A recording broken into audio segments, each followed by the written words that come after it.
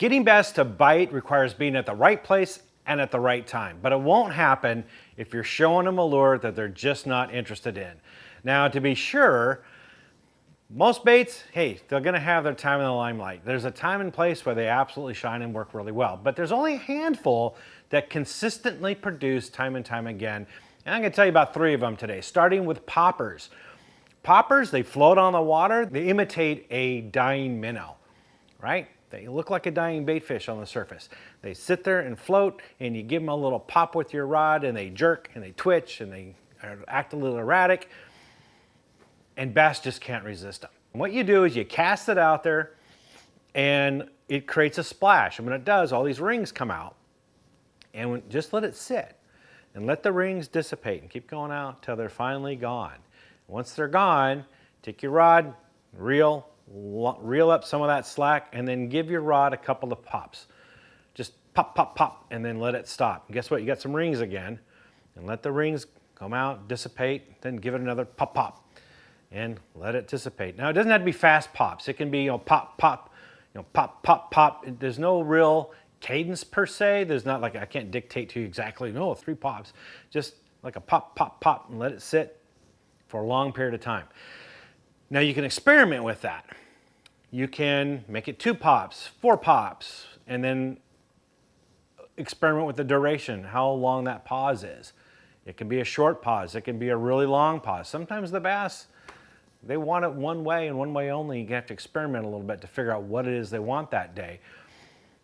But another cadence is you throw it out there and you just keep pop, pop, pop, pop, pop all the way back to the boat.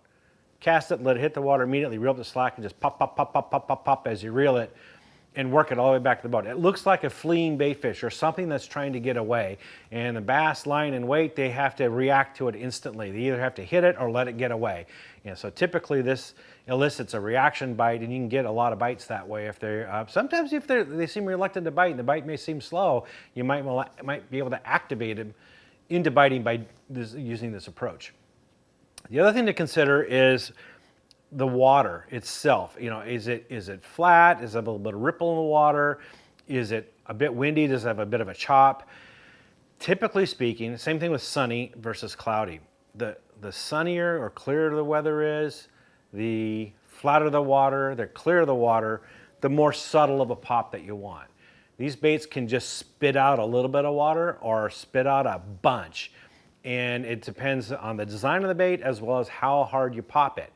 So if the water's somewhat calm on a bright sunny day, just give it a little subtle, a little twitch, just a bit of a twitch instead of a hard pop, and let it sit. Conversely, if you got a good chop in the water, it's cloudy out, maybe the water's dingy, you need to create more commotion, more noise, more sound to attract the bass. So you need to pop, pop, pop, hit it really hard to create that commotion. When you're looking for poppers, that's one of the key things to consider, is the concave face on it. Is it small, is it deep, or is it shallow? The deeper and the bigger the concave face is, the more water it's going to spit out, the more commotion it's going to cause. Conversely, the smaller, more petite it is, the less of a concave it is, the less water it's going to spit out. So that can help you as far as your presentation goes. There's basically a couple of different styles of poppers. Most of them are like what they call pencil style. It's a thin, minnow-sized bait, and they're different lengths. 3-inch, 4-inch, 5-inch. Depends on the forage on your bait on your lake for that time of year. So you want to match the size of your forage that the bass are eating. And also you can get some that are a bit more bulky, like a hula popper. It's got more bulk to it, it's shorter, but it creates a larger profile and a more commotion. And then also there's frog poppers that are coming out now. And they have the shape of a frog, but it's got a concave face, and you can pop those. The nice thing about those is that they're weedless. And so you can bring those across lily pads and weeds and other things without the fear of getting hung up. Most poppers have treble hooks hanging from them, which brings me to another point. When you right out of the package, if you're not sure of the brand, if it doesn't say the brand name of the hooks on the package, it's probably a cheaper type of hook. So you want to swap them out. I like to swap them out with Gamakatsu round bend treble hooks.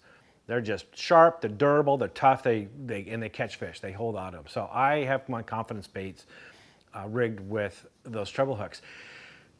Another thing you can do is the back treble hook can be adorned with feathers. Now, they sell them like that. Gamakatsu does, for example. You can buy treble hooks with feathers on them. And you can put that on the back end of one of these poppers, and when it sits there, those feathers, even though the bait is motionless, the feathers are still undulating and moving. It looks like a back fin. And it gives that bait a lifelike appearance, even though you're not moving it. And that's all it takes sometimes. That bait is just sitting there still, and the bass just can't stand it anymore. Whap! Wallop it. You haven't even moved it. So be ready for the strike at any time. As for colors, it's pretty straightforward, guys. Because if you look in a catalog, man, there's like every kind of color combination you can think of. But really, it narrows down to a couple of different types. One is the solid body color. Okay, this is opaque. It can be any color. For me, it can be any color on the top. I don't care if it's frog pattern, perch pattern, shad pattern, whatever. What I care about is the belly. It's got to be either white or that yellow perch body. You got yellow, orange belly to it. The only time I don't use those is when the water's really clear. I fish some waters that the water is like bath water gin clear. You can see the bottom of the lake in 30 feet of water. It's that clear. In those conditions, or when it's really sunny out and you have clear water, I use translucent colors, something you can see through the body. Those tend to work a little bit better in those nice clear water conditions and sunny conditions. Again, vary your popping with that too. Maybe a translucent bait with real light twitches on it is all it takes to get a 4-pound smallie to whack the snot out of it. So that's really all you need to do. You don't need to buy a million different colors and sizes. That's just it. Keep it to those basics and go out and have some fun with that. The next style of bait is crankbaits, specifically medium diving crankbaits. Of course, you can get them shallow diving, you can get them super deep diving, but the bread and butter of crankbaits is the medium diving ones. I'm talking about the ones that dive between 6 and 10 feet deep. That's going to be where the majority of your bass are, the actively feeding bass are, and so you need to have those in your arsenal. And they work for a good reason. They resemble baitfish, which is a staple of the bass diet. So, of course, they come in all kinds of sizes and colors and shapes and different sounds. So let me kind of narrow it down for you, make it pretty easy to figure out what to get and where. First of all, the thing to consider is the retrieve. And this is going to help you a little bit when I get to the different sizes and colors and stuff.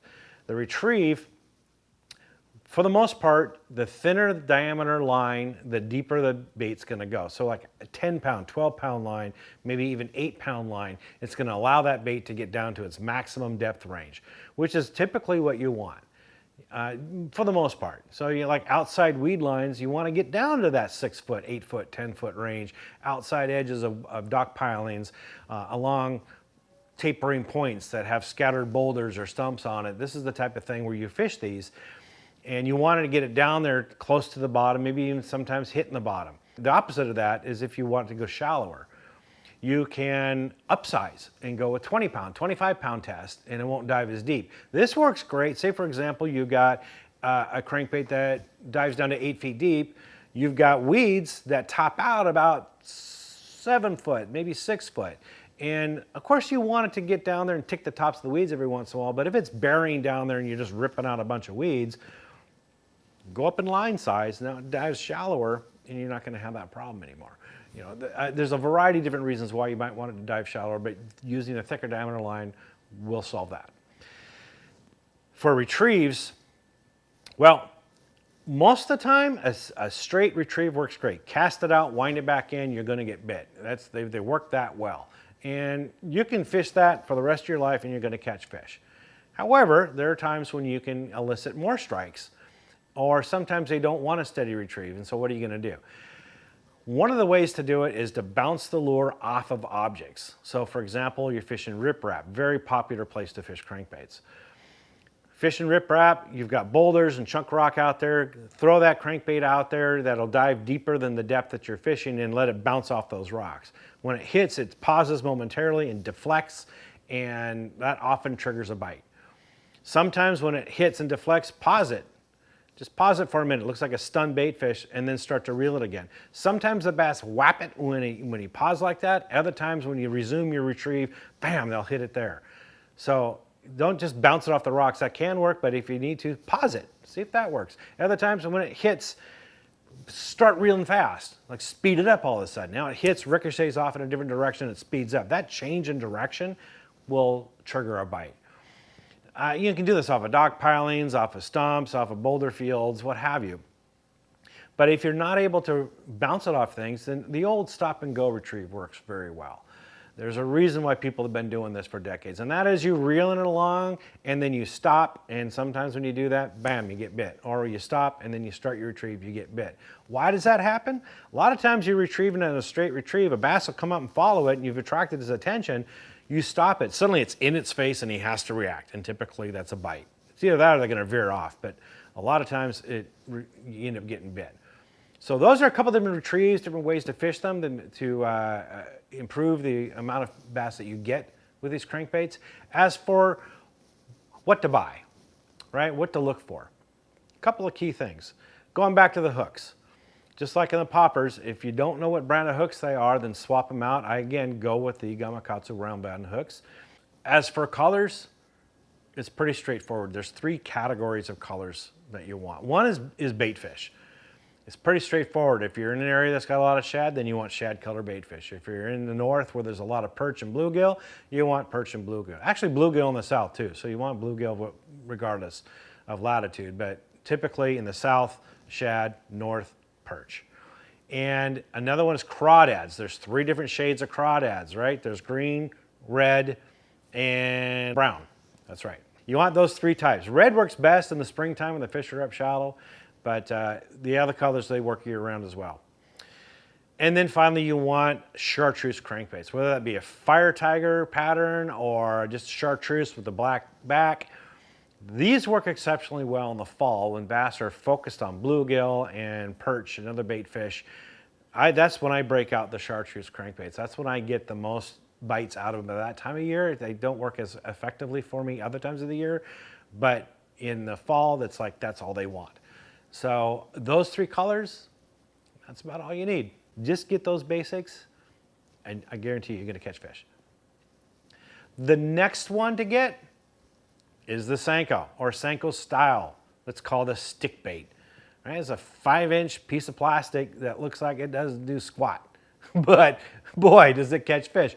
Why? It's because of the way it falls in the water. And this is the key thing. Let me get into how you actually fish it, because a lot of people fish it wrong. You don't cast it out and wind it back in like you do a normal lure. And you don't need to use snaps or swivels or add other weights to it, using braided to fluorocarbon line, all this kind of stuff. No. What you do is you cast it out. Weed it Texas rig, first of all, so it's weedless. Texas rig in my book means the hook is buried back in the plastic, so it's weedless. Weightless.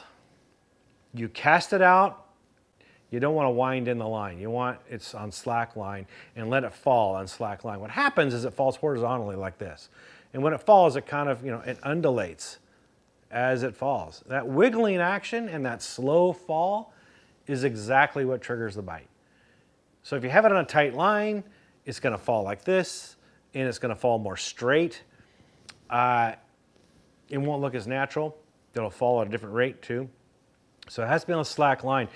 The key thing about that then is, how do you detect a bite? Well, watch the line. Watch where the line enters the water, and you'll see it twitch. Or it's sinking at a certain rate and suddenly it speeds up, right? It suddenly takes off on you. Well, a fish has it. So reel up the slack and pop them and set the hook. I use fluorocarbon line with these, straight up 12-pound to 15-pound fluorocarbon line. Fluorocarbon because it sinks at about the same rate as the Senko, so it's not going to inhibit its movement. It's not going to pull it up, it's not going to drag it down, it's going to just fall with it and allow it to fall naturally. This is why I don't have braid and then fluorocarbon as a leader, because the braid's going to interfere with that. It's going to do this. No matter where the braid is tied, it's more buoyant, and it's going to pull that bait up, and it's going to make it fall on an attitude like this at a different rate. So it's straight fluorocarbon. Let's make it simple. I use a uniknot when I tie to it, tie to the hook. That's your basic way of fishing it. Another way to fish it is wacky rig. Same thing, it's weightless, but now you put a hook in the middle. I like to use the Gamakatsu wacky hook because it's got titanium weed guards on it. So now it's weedless, so I can fish it wherever I want to. Typically where you fish these baits is you fish them on the outside weed lines, you skip them under docks, you bring them across the top of weeds or inside of lily pad fields, places where it could get hung up. So that's why the Texas rig works really well, but if you've got that weedless wacky hook, it works just as good. The presentation is the same. Again, cast it out and let it fall all by itself on slack line. But with a weedless wacky worm, what it does is now both ends of it are undulating like this. They kind of go up like this and they fall. And it's a different look, it's a different feel, it gives a little bit different action to it, and it's very appealing to the bass. Plus, because the hook is somewhat exposed, you get better hookups. So it's a great way to fish these Senkos style baits. As for sizes, the 5-inch size is typical. That's what most people get. Don't be afraid to go to 4-inch. It's funny, these baits have been around for decades. 5-inch size, green pumpkin. Everybody throws a 5-inch green pumpkin Senkos style bait, and the fish fall for it time and time and time again. They don't get tired of it. It's very consistent. However, I have found sometimes I get more bites if I downsize to a 4-inch. Maybe the bass are getting used to a 5-inch, or perhaps they're just feeding on smaller bait fish. I can't tell you exactly the reason why, but sometimes if I don't feel I'm getting enough bites with a 5-inch Senko, I'll move down to a 4-inch and I'll get more bites. So don't be afraid to try a different size to see what you get. See what you get more bites. That's basically it, guys. Those are the 3 top baits that work really well pretty much under most conditions. If you have those in your arsenal, you're bound to catch some fish. Hope that helps. For more tips and tricks like this, visit BassResource.com.